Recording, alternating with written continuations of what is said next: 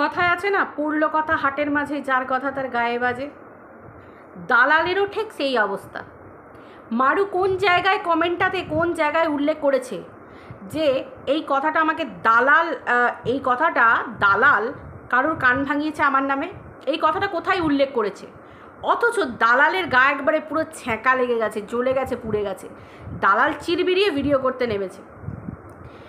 দুদিন আগে ছিল হানি থেকে আজকে হলো আবার কি বলে, কাল থেকে আবার হয়েছে মধু আন্টি হয়ে গেছে, তাই না? এটা তো হবার কথাই।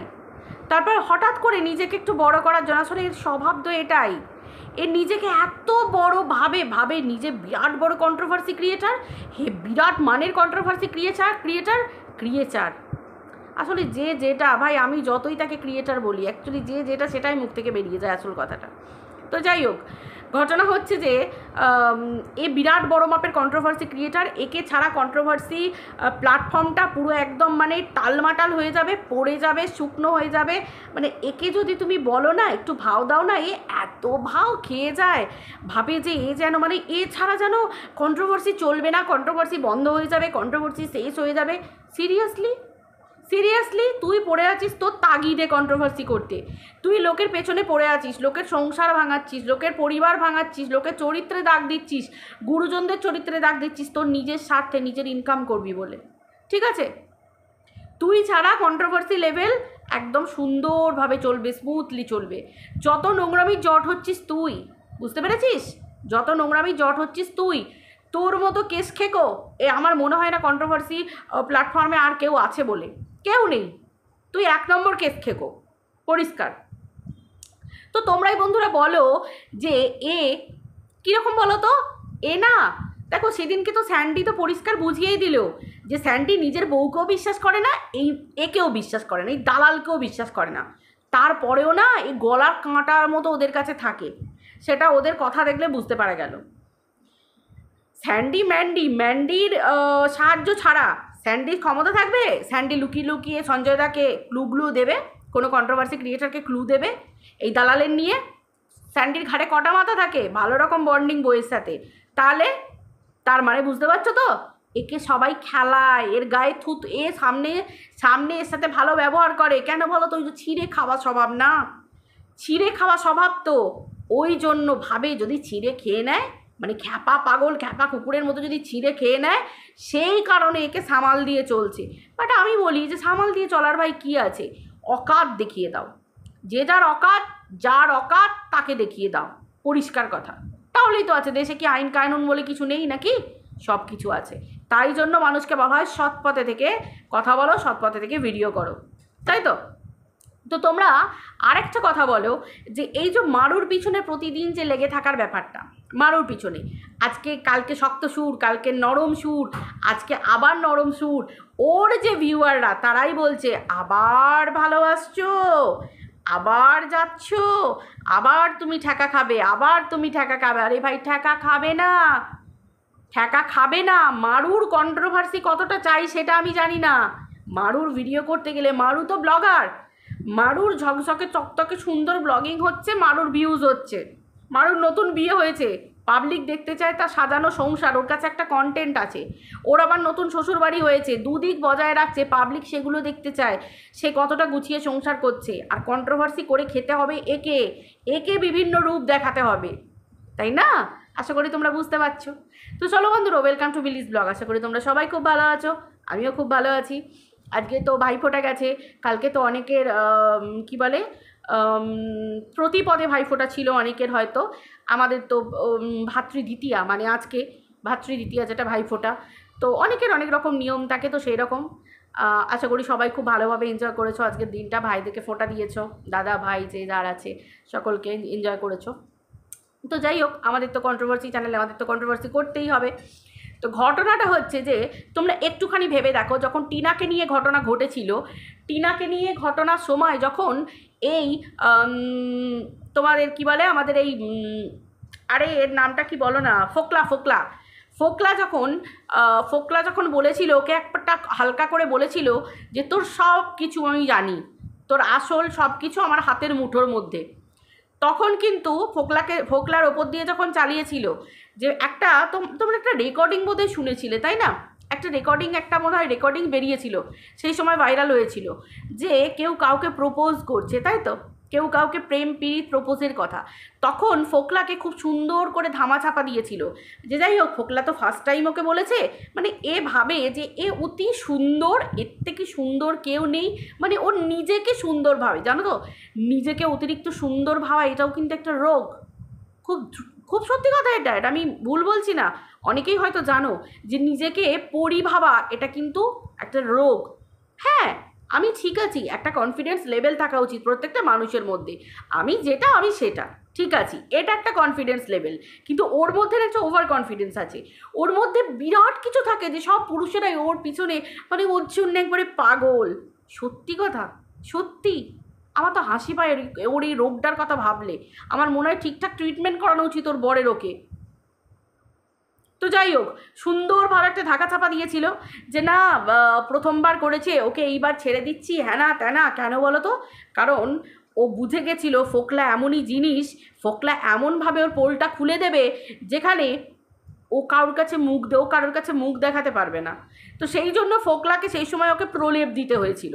ঠিক এই সময়টাতেও তাই, ও এমন কাজকর্ম করে না, ওর ভিউয়াররাও একটা সময় ওকে বলে, আজকেও ওর ভিউয়াররা বলছে যে আবার তুমি হলায় গলায় হতে চাইছো, আবার এই করতে চাইছো। আমরা কোনো জায়গায় দেখেছি যে মারু ওর কাছে, বা মারু কোনো দিন বলেছে আমাদেরকে যে হ্যাঁ এই দালাল আমার কাছে ক্ষমা, আমি দালালের কাছে ক্ষমা চেয়েছি, দালাল আমাকে ক্ষমা করে দিয়েছে, কোনো কথা কিছু বলেছে মারু? কিছু বলেছে?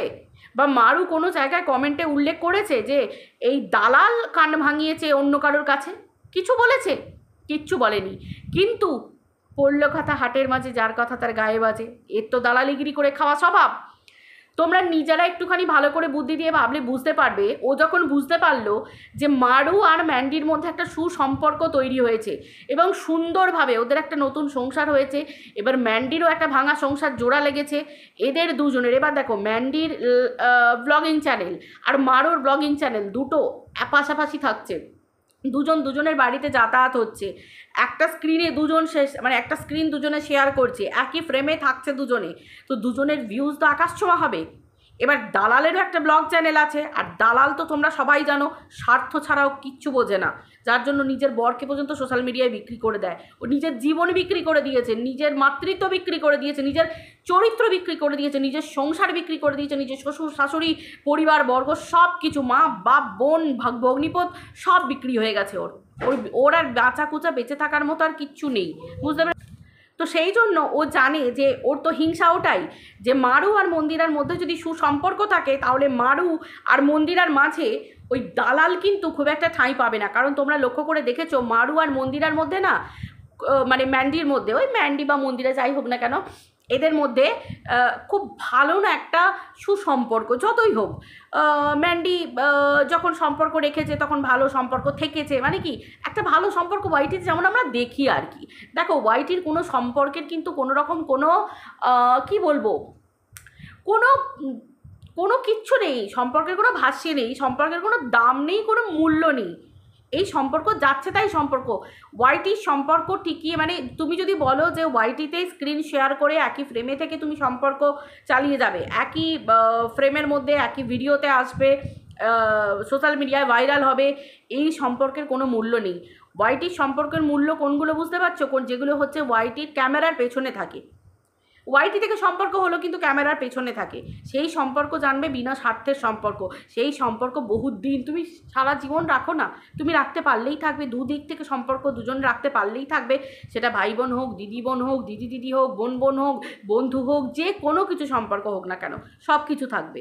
তো সেই ক্ষেত্রে এই মারু আর ম্যান্ডির মধ্যে যে বন্ডিংটা ছিল সেটা কিন্তু বেশ চোখে লাগার মতো, বেশ ভালো বন্ডিং ছিল, সুন্দর। কিন্তু কিভাবে নষ্ট হলো এটাও কিন্তু মানুষের মনে প্রশ্ন উঠেছিল। আমি তো বুঝতেই পেরেছিলাম যে মারুর সঙ্গে এই ম্যান্ডির সম্পর্ক এই দালাল কোনো দিনের জন্য মেনে নিতে পারবে না, কারণ এই ভীষণ স্বার্থপর, স্বার্থবাজ, এ সঞ্জয় দাকে দিয়ে সুজাতা দিকে দিয়ে নিজের কাজ হাসিল করে দেবার পর এদেরকে পর্যন্ত লাথি মেরে দিল যারা ওর বিপদের দিনে থাকলো। সেখানে মারু আর ম্যান্ডির সম্পর্ক তোমাদের মনে হয় দালাল কোনোদিন মেনে নেবে? এই যে মেয়ের জন্মদিনে ম্যান্ডি দালালকে সামনে রেখে মধ্যমণি করে যে হাইলাইটটা করলো, আজকে মারু থাকলে দালাল পাত্তা পেত? পাত্তা পেত না। আর মারু যথেষ্ট খাটিয়ে মেয়ে, যেখানে যায় কোমর বেঁধে একটা কাজ কর্ম সব কিছু করতে শুরু করে দেয়। হ্যাঁ, আমি যদি বললাম যে তুমি কাজ করো না, তুমি বসো, সেটা আলাদা ব্যাপার, কিন্তু মারুর মধ্যে একটা সকলকে নিয়ে বানিয়ে নিয়ে একটা সুন্দর। আর এই দালালের মধ্যে আছে আমি মধ্যমণি হয়ে থাকবো। দালাল কিন্তু মিশতে পারে না, দালালিগিরি করে, ধান্দাবাজগিরি করে, হা হা হা হা করে হাঁগুলো বার করে না, দাঁতগুলো বার করে ওই সবার কাছে দেখাতে চায় গলার জোর বার করে করে আমি ভীষণ মিশুকে। কিন্তু দেখবে অ্যাকচুয়ালি চোখ মুখ আর তোমার ক্যারেক্টার বা তোমার একটা কি বলবো যে মিশুকে ব্যাপারটা, এটা কিন্তু মানুষের মধ্যে বুঝতে পারা যায়, ধরা পড়ে যায় কোনটা ফেক আর কোনটা রিয়েল, এটা কিন্তু মানুষ বুঝতে পারে ফারাকটা। তো সেই ক্ষেত্রে মারু আর ম্যান্ডির মধ্যে সম্পর্কটা দালাল কোনো দিনই থাকতে দিত না, এবং এই কারণেই দালাল ভিতরে ভিতরে থেকে মারু আর ম্যান্ডির মধ্যে এই সম্পর্কের মধ্যে চিটটা ধরিয়েছে। না হলে চিন্তা করো, ও আজকে বলছে যে কেউ ওকে বলতে বলেনি, যদি সত্যি কেউ বলতে না বলতো এবং ও যদি এইগুলোকে কন্ট্রোভার্সিতে না আনতো, তাহলে কি করে জানলো যে মারুর মা ম্যান্ডির কাছে টাকা চেয়েছে? কি করে? টাকার পরিমাণটাও বলেছে যে কি করে জানলো? আমাকে যদি কেউ না বলে, আমি যদি কাউকে না বলি, আমার কাছে যদি কেউ কিছু চায়, আমি যদি কাউকে না বলি, তাহলে সেটা নিশ্চয়ই জানতে পারা যাবে না। তাহলে ম্যান্ডি নিশ্চয়ই দালালকে বলেছে, দালাল এবং ম্যান্ডি বলেছে যে হ্যাঁ ঠিক আছে তুমি তাহলে কন্ট্রোভার্সির মধ্যে। আর দালালের তো সব কিছুই বিক্রি করার কথা, স্যান্ডি নিজে বলেছে, স্যান্ডির লাইভে নিজে বলে গেল সেদিনকে, যে স্যান্ডি বলেছিল যে আমি যখন তোমার বরের সঙ্গে দেখা করতে গেছিলাম, তুমি এই কথাটা আমিও বলবো না ভিডিওতে, তুমিও এটাকে ভিডিওর মধ্যে এনো না। কিন্তু ও তো সবই বিক্রি করে খাওয়া মাল, বুঝতেই পারছো, ধান্দাবাজ। বললাম না, নিজে সব কিছু বিক্রি করে খেয়েছে, তো সেই জন্য ওর তো নিজের আর কিছু বাকি নেই বিক্রি করতে, সেই জন্য সেটাও বিক্রি করে দিয়েছিল। তাহলে তোমরা চিন্তা করো যে এই রকম বিক্রেতা একজন, যে দোকানদারিগিরি করার জন্য দোকান সাজিয়ে বসে থাকে সারাক্ষণ কন্ট্রোভার্সিতে, হ্যাঁ, চ্যানেলে বা ইয়েতে তোমার ব্লগিং চ্যানেলে, সে কখনো এই মারু আর ম্যান্ডির সম্পর্কটা জোড়া লাগতে দেবে? তোমাদের মনে হয় নাকি এই মারু আর ম্যান্ডির সম্পর্কটাকে সুন্দরভাবে থাকতে দিত? কোনো দিন দিত না। এর নজর যেখানে যেখানে পড়েছে সব কিছু ছারকার হয়ে গেছে, যেখানে যেখানে গেছে স্বামী স্ত্রী সম্পর্ক শেষ হয়ে গেছে। আর এখানে তো চিন্তা করো দুটো ব্লগার, তাই না? দুটো ব্লগার, না হলে এমনই বিষাক্ত কি এমন করে দিল যে ম্যান্ডি যখন কোথাও ঠাঁই পায়নি তখন এই মারুদের বাড়িতেই গেছিল। ম্যান্ডি যেখানে নুন খেয়েছে, ম্যান্ডি সেই জায়গাটাও ভুলে গেল, গুণ গাইতেও ভুলে গেল। তাই তো আমাকে মনে রাখতে হবে যে আমার বিপদে যে সাহায্য করেছিল তাকে আমি সারা জীবন মনে রাখবো, মাথায় তুলে রাখবো। আজকে দালালকে মেনে নেওয়া গেল, আজকে কি এমন ঘটনা ঘটলো যে মারুকে মেনে নেওয়া গেল না? যে দালাল ওদের শেষ করে দিতে গেল, ওদের জীবন শেষ করে দিতে গেল, ওদের সম্পর্ক শেষ করে দিতে গেল, ওইটুকু ছোট বাচ্চার ভবিষ্যৎ শেষ করতে চলেছিল, তাহলে তাকে মেনে নিতে পারলো, মারুকে মেনে নিতে পারলো না। তার মানে বুঝতে পারছো কতটা বিষ ভরতে পারে এই দালাল। আজকে দেখো দালালের কাজ কর্ম, স্যান্ডির লাইভ, কথাবার্তা, এদের ভিতরে সব কিছু জানলে তোমরা বুঝতে পারবে যে এই দালাল কতটা খতরনাক, কতটা বিষাক্ত, কতটা ভয়ানক। তার প্রমাণ তো আমরা MSL-এর বেলাতে পেয়েছি যে কতটা ভয়ানক। ভিতরের খবর নিয়ে একটা পরিবারকে কিভাবে ধ্বংস করতে পারে, শেষের দিকে নিয়ে যেতে পারে, একটা চ্যানেলকে কিভাবে শেষ করতে পারে, সেই ছুঁচোয় ঢুকে ফাল হয়ে বেরানোর সব কিছু আমরা কিন্তু জানি। তাই তো আশা করি তোমরা সবাই বুঝতে পারছো। যতই এই দালালের ভান্ডা ফোড়ক, যতই এই যাই করো, এর মতো নীচ মহিলা কোথাও নেই, আর এর মতো বিষাক্ত কোথাও নেই। সেই কালার সাপ জানো তো, যে সাপ সামান্য একটুখানি কামড়ে দিল, তুমি না বুঝতে পারবে কামড়ালো, না জ্বালা না পোড়া। রাত্রিবেলা যদি সেরকম কিছু হয়, সকালবেলা তুমি একদম মৃত্যুর করে ঢলে যাবে, তুমি বুঝতেও পারবে না। এ হচ্ছে ঠিক সেই রকম ধরনের।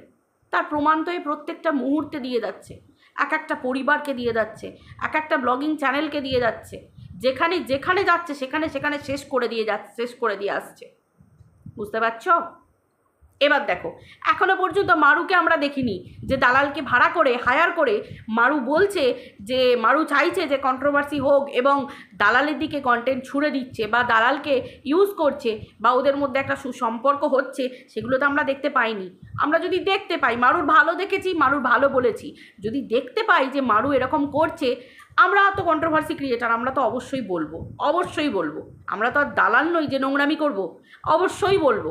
কিন্তু হ্যাঁ, এটাও সত্যি কথা যে এখনও পর্যন্ত দেখিনি। মারুর ভালো দেখেছি, ভালো বলেছি বলে সে খারাপ করবে, সে পাবলিককে ধোঁকা দেবে, দালালের সঙ্গে হাত মেলাবে এবং এদের একটা গ্যাং থাকবে, ম্যান্ডি, দালাল আর মারু, আর আমরা বোকা বনবো কন্ট্রোভার্সি ক্রিয়েটার বলো বা ভিউয়াররা, সেটা তো আমরা হতে দেবো না। কিন্তু এখন যেটা দেখতে পাচ্ছি, মারুর যদি কোনো ক্ষতি করতে যায় দালাল যদি মারুর কোনো ক্ষতি করতে যায় সেধে যেচে ছুঁচ হয়ে ঢুকে ফাল হয়ে, তাহলে কিন্তু দালাল কিন্তু ফাল হয়ে ঢুকতে গেলে ফাল হয়ে যাবে দালালের, সেটা কিন্তু পরিষ্কার কথা। কেউ দালালকে ছেড়ে দেবে না, কারণ দালাল এখন একা, কেউ ওর পাশে নেই। ওর মতো বিষাক্তর পাশে আজকে কেউ নেই, সবাই জানে ওর মতো বিষাক্তর পাশে থাকলে সবাই শেষ হয়ে যাবে। তো চলো বন্ধুরা, ভিডিওটা এই পর্যন্ত রাখছি, আবার দেখা হচ্ছে পরের ভিডিওতে। সবাই ভালো থেকো, আজকের মতো টাটা।